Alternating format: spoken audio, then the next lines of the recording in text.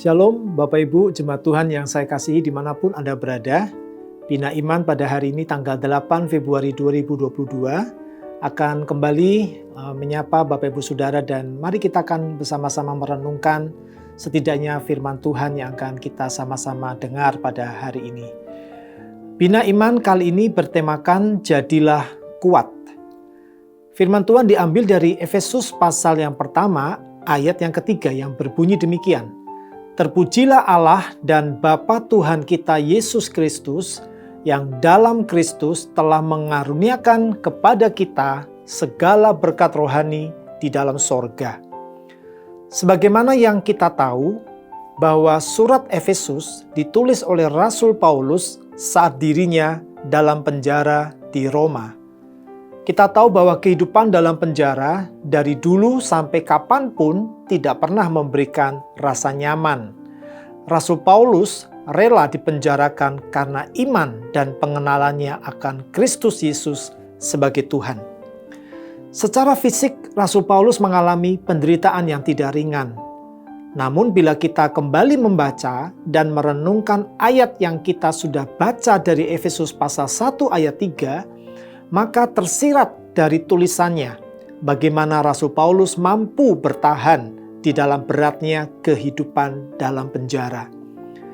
Apa yang menjadi kunci kekuatannya? Mari kita kembali mengulang ayat tersebut. Terpujilah Allah dan Bapa Tuhan kita Yesus Kristus yang dalam Kristus telah mengaruniakan kepada kita segala berkat rohani di dalam sorga.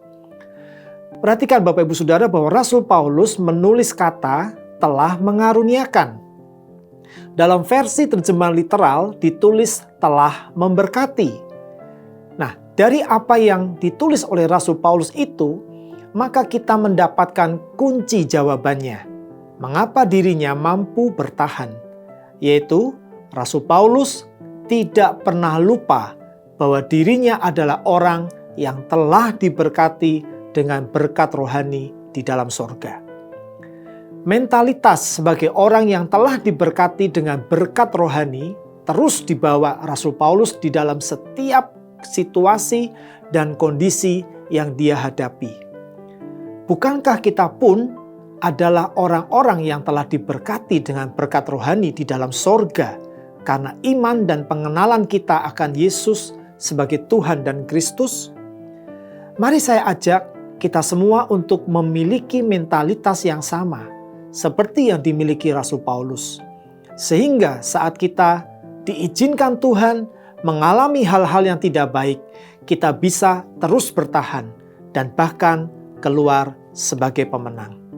Jadilah kuat, Tuhan Yesus Kristus memberkati. Amin.